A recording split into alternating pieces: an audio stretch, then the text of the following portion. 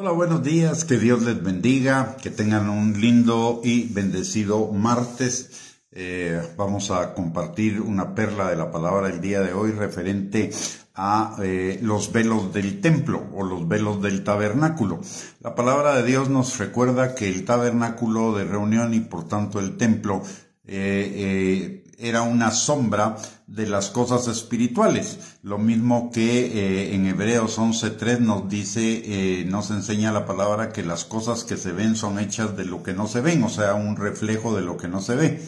Y en el templo habían dos importantes barreras que separaban al hombre de la presencia de Dios. En el tabernáculo y en el templo, el arca y el propiciatorio era el lugar de la presencia de Dios, el lugar terrenal que Dios había escogido para morar. Y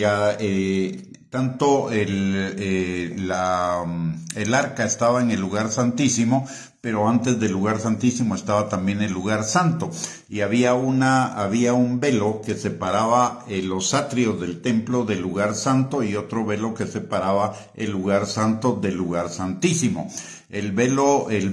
que separaba el lugar santo del lugar santísimo era el jecal,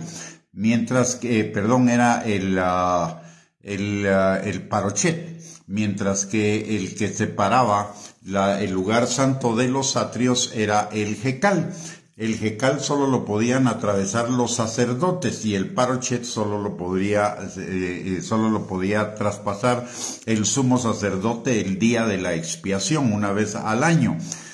Ambas barreras representan las barreras que nos separan a cada uno de nosotros de Dios, el abismo entre el pecador y lo santo. Y al momento de la muerte de Jesús, el Mesías, el velo del templo, dice la palabra, que se rasgó en dos, y eso implica que la barrera entre el hombre y Dios fue quitada. El parochet fue quitado, y esto nos lo enseña la palabra en Mateo capítulo 27, versículos 50 al 51, Hebreos capítulo 6, versículo 19 al 20, y en Hebreos capítulo 10, versículos 19 al 20 también. Pero recordemos que hablamos de dos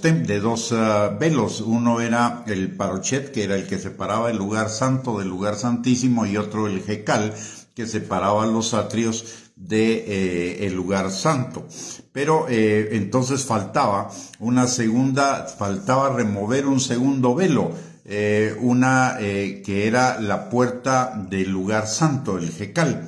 Los escritos de los rabinos, como cosa muy curiosa, y en Dios no hay casualidades sino diosidades, los escritos de los rabinos del tiempo de Jesús registran un fenómeno extraño que comenzó a suceder en el templo, y es que las puertas que separaban, porque ya en el templo ya no era velo, sino era una puerta lo que separaba el atrio del lugar santo, el jecal, ya era una puerta, que esas puertas comenzaron a abrirse solas en el mismo tiempo en el que el velo del lugar santísimo se rasgó. De tal manera que cuando Cristo fue crucificado como la expiación definitiva,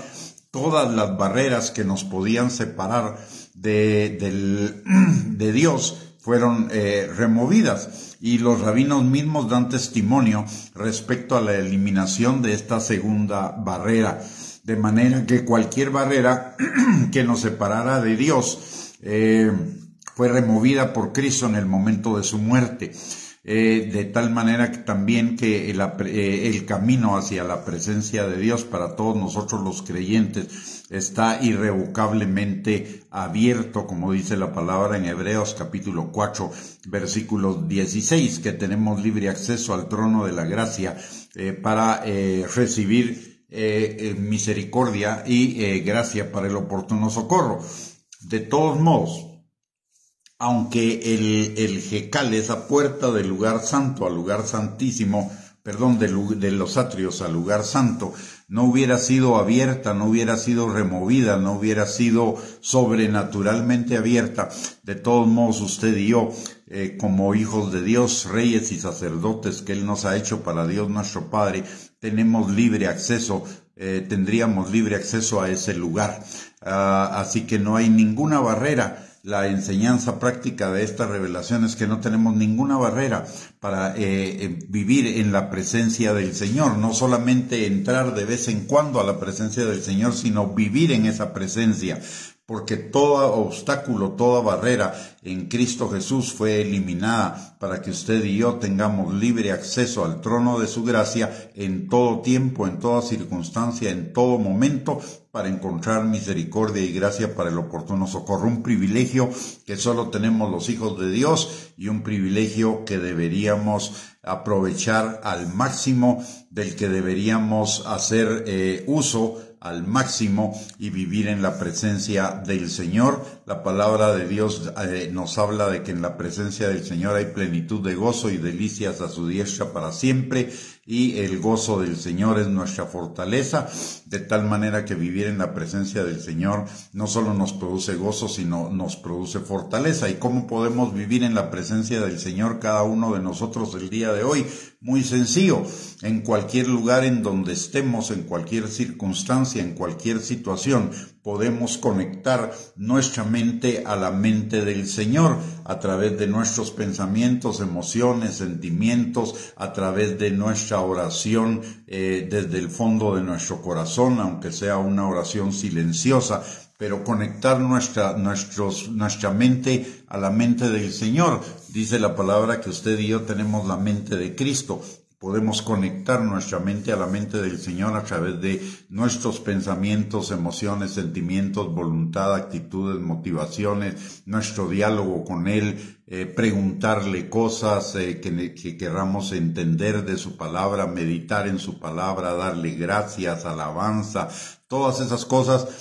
son las que nos conectan con la mente de Dios, la que nos permiten vivir en la presencia del Señor. Así que aprovechemos ese privilegio, no lo desperdiciemos. Ahí lo tenemos listo para que cada uno de nosotros hagamos uso de él en todo tiempo para encontrar misericordia y gracia para el oportuno socorro. Que el Señor les bendiga, que tengan un lindísimo jueves y los esperamos a las 7 de la noche para nuestro primer estudio bíblico de esta semana con el tema de conociendo a Jesús por sus nombres. Bendiciones y un abrazo para todos y que tengan un lindo día.